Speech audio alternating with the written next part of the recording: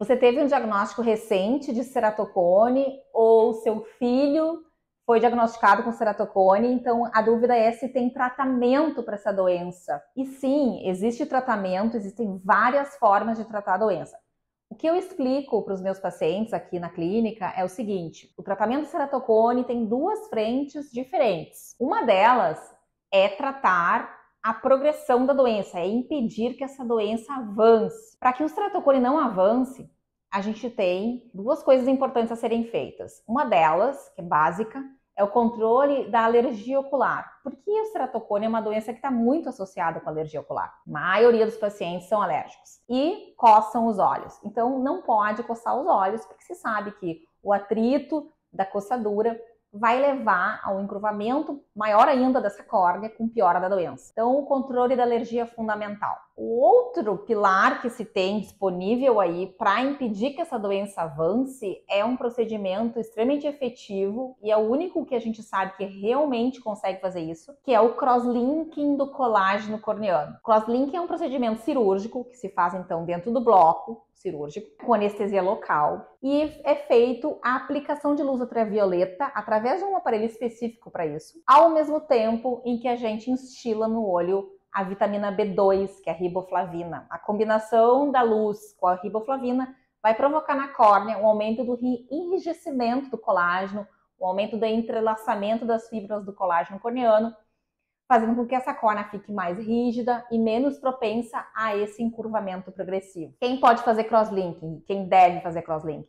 O crosslinking é feito em quem tem a progressão documentada da doença. Então não basta ter ceratocone, tem que ter o ceratocone progressivo, né? Avançando, documentado em exames de imagem, de preferência esses exames feitos no mesmo aparelho em série, ou, por exemplo, com diferença de 6 meses ou de 3 meses entre um exame e outro. Também, se essa pessoa já tem alguma linha de perda de visão, né? A gente não faz crosslinking em quem enxerga ainda super bem. E a gente não faz crosslinking também em quem tem mais de 35 anos de idade, porque você sabe que nessa idade a natureza já se encarregou de provocar um crosslinking natural na córnea, enrijecendo essa córnea, portanto, o ceratocone não avança mais depois dos 35 anos, 40 anos de idade. Então, se faz crosslink se precisa, porque também é um procedimento que não deixa de ter seus riscos. A gente tem risco de opacidade da córnea, a gente tem risco de um aplanamento progressivo da córnea, então ele deve ser muito bem indicado. Quanto ao tratamento, para a gente, então, tratar a visão, a outra frente, a outra linha de tratamento. A primeira que eu expliquei foi sobre controlar a doença para não avançar.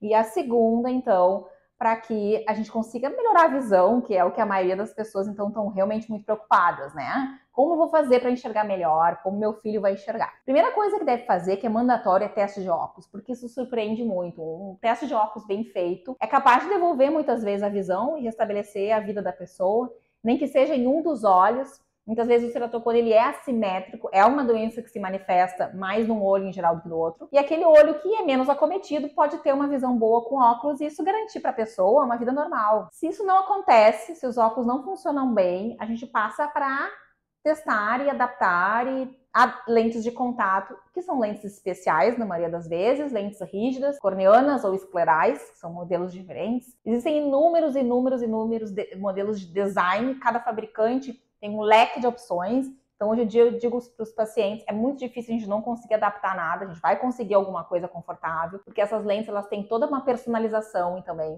individual para cada tipo morfológico, ou seja, para cada formato de ceratocone, que são inúmeros. Então, a gente tem aqui o médico que é especialista em córnea e lente de contato, ele deve ter no consultório à disposição todas as caixas, infinitas caixas aí, como eu tenho aqui, testes de lente para a gente encontrar a ideal para aquela pessoa. E a lente consegue simular, então, uma curvatura, né, normal, e isso dá uma qualidade de visão excepcional e restabelece as pessoas para a vida. É, né, maravilhoso quando a gente consegue ter um paciente bem adaptado com essas lentes de contato. Evitam cirurgias, né? Mas, se infelizmente não conseguiu se adaptar por algum motivo, a gente indica, então, um procedimento cirúrgico. O primeiro deles daí é o anel intraestromal, é mandatório indicar um anel antes de ir para um transplante de córnea. Porque o anel ele é capaz de remodelar a córnea, de diminuir a curvatura, de diminuir a miopia e o astigmatismo e também restabelecer a pessoa para a vida normal. O anel não é uma cirurgia refrativa que vai fazer e vai sair lá 100 graus. Não. Como aquela pessoa que tem 2, 3 graus de miopia, vai para o laser e no outro dia está 100 graus feliz da vida. Não é assim. O implante de anel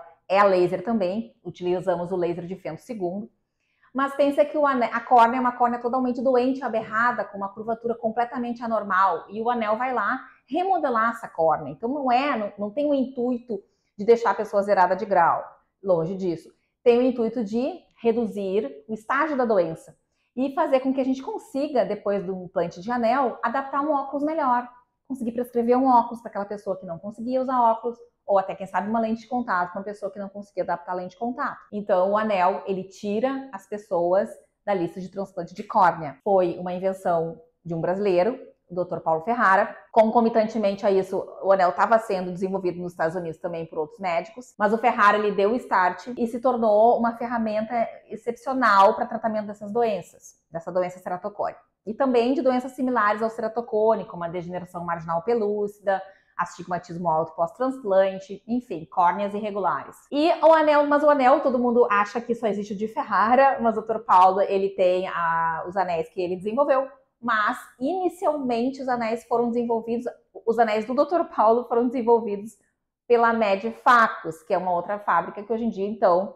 disponibiliza, comercializa anéis, então tem mais de 2, 3 empresas que fabricam anéis no Brasil. Quem não consegue adaptar anel por algum motivo, ou porque a córnea ficou fina demais, ou porque a córnea ficou opaca, não dá para mais fazer anel, ou porque é um ceratocone extremamente avançado, que a gente sabe que daí o anel não vai conseguir fazer nenhum milagre, aí a gente indica transplante de córnea. Sobre transplante, é importante comentar que o transplante ideal para o ceratocone é o transplante lamelar anterior. Significa o que isso? Que a gente não vai transplantar toda a espessura da córnea, a gente vai transplantar só a camada doente da córnea, que é a porção anterior da córnea. Preservando a porção posterior da córnea, que é o endotélio, a gente garante uma duração de transplante muito maior. A pessoa vai ter menos chance de rejeição, vai ter sempre um olho fechado, que nunca foi aberto totalmente e não foi cortado 100%, então é um olho que tem mais rigidez, mais robustez, menos risco de abrir com trauma. É uma pessoa que vai ter uma sobrevida do transplante muito maior. Um DALC, que é o transplante lamelar anterior da córnea, sigla em inglês é DALC, tem uma sobrevida de mais de 40 anos em média, comparado com o transplante penetrante, que é de toda espessura, que é uma sobrevida média de em torno de 17, 20 anos. Então,